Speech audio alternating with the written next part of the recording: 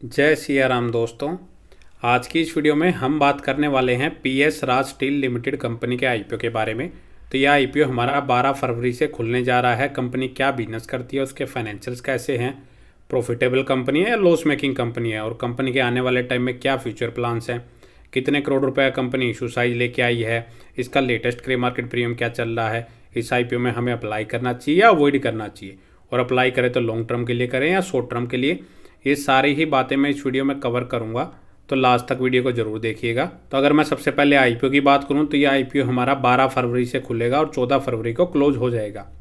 132 से 140 रुपये पर शेयर इसका प्राइस बैंड रखा है। एक लॉट में कंपनी यहाँ पे 1000 शेयर ऑफर कर रही है। और टोटल इशू साइज अगर देखें तो कंपनी लगभग 28.28 करोड़ का लेके आई है और सारा का सारा फ्रेश इशू के जरिए अपनी जो होल्डिंग्स है यहाँ पे बेच रही है। और 17 फरवरी के दिन इस आईपीओ के अलॉटमेंट का पता लगेगा और 19 फरवरी के दिन यह आईपीओ हमें मार्केट में लिस्ट होता हुआ नजर आ सकता है। रिटेल कैटेगरी के लिए इसमें 35% का कोटा रिजर्व रखा गया है और एक लॉट अप्लाई करने के लिए आपको इसमें 1,40,000 रुपये इसमें पे करने पड़ेंगे। प्री आईपीओ प्रमोटर्स के पास 100% की होल्डिंग्स है। पोस्ट आईपीओ भी यहाँ पे होल्डिंग्स है वो शो नहीं की गई है। हम कंपनी के बिजनेस को देख लेते हैं। तो इसकी जो स्थापना है वो 2004 में हुई थी और कंपनी स्टील सेक्टर में ये कंपनी काम करती है। स्टेनलेस स्टील की कंपनी पाइप्स एंड ट्यूब्स बनाने का ये कंपनी मेनली काम करती हुई नजर आ रही है। कंपनी का जो रिवेन्यू है वो दो तरह से जनरेट होता है।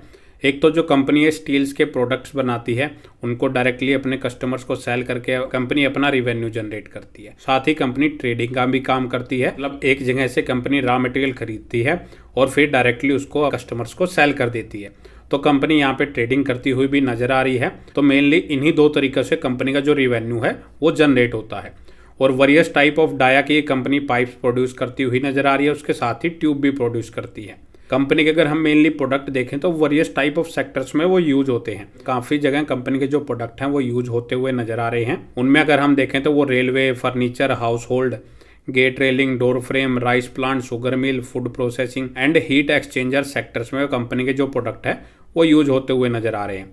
कंपनी का जो मैन्युफैक्चरिंग प्लांट है वो हिसार हरियाणा में है। और अगर हम कंपनी का अगर नेटवर्क देखें तो ऑल ओवर इंडिया में कंपनी के लगभग 18 स्टेट्स में जो कंपनी का बिजनेस है वो फैला हुआ है। तो कंपनी का जो बिजनेस मॉडल है वो ठीक ठाक ही नजर आ रहा है। मेनली स्टील सेक्टर में मेरे को इतना कोई ग्रोथ नजर नहीं आती है। वहीं अगर हम कंपनी के फाइनेंशियल अगर देखेंगे तो पिछले 3 सालों में कंपनी का जो रिवेन्यू है वो 180 करोड़ से बढ़ के 298 करोड़ के आसपास हो चुका है।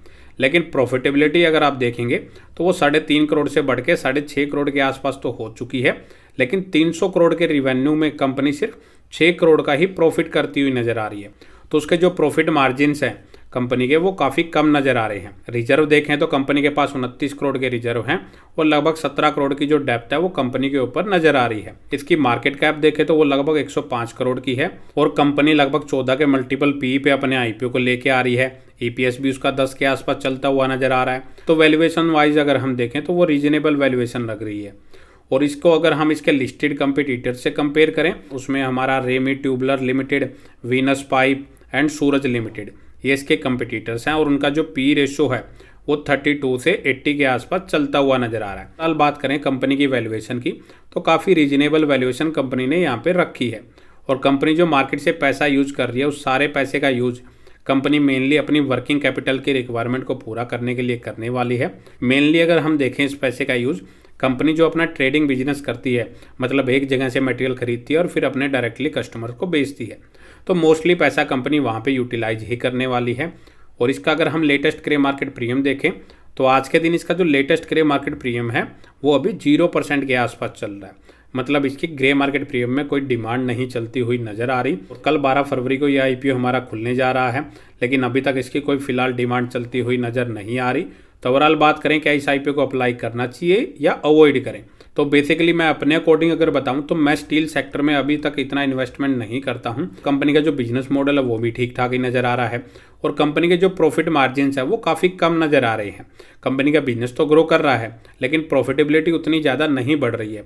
काफ़ी कम प्रॉफिट मार्जिन पर कंपनी अभी ट्रेड करती हुई नजर आ रही है। तो मेरे को स्टील सेक्टर में जो ग्रोथ है वो काफ़ी कम ही नजर आती है क्योंकि मेनली अगर हम यूएस वगैरह या चाइना वगैरह से अगर स्टील सेक्टर से रिलेटेड कुछ होता है तो ऐसी जो कंपनियां होती है उनके प्राइस में भी अप्स एंड डाउन्स देखने को मिल जाते हैं, क्योंकि उनका जो इम्पैक्ट है इनकी रॉ मटेरियल कॉस्ट के ऊपर जरूर पड़ता है। तो उस चीज़ को आप जरूर ध्यान में रख लें।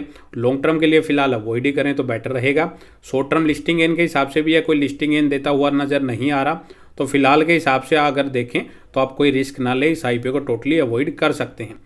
बाकी फाइनल चॉइस आपकी है। अप्लाई करने से पहले एक बार लास्ट डे का वेट जरूर कर लें। लास्ट डे के दिन इसका लेटेस्ट करे मार्केट प्रीमियम और इस आईपीओ में कितना सब्सक्रिप्शन होता है वो चेक करने के बाद फिर अपने फाइनेंशियल एडवाइजर से डिस्कस कर लें कि इसको अप्लाई करना है या अवॉइड करना है। तो इस वीडियो में इतना ही। अगर आपको वीडियो अच्छी लगे तो वीडियो को लाइक करें और चैनल को सब्सक्राइब करना ना भूलें। जय सिया राम।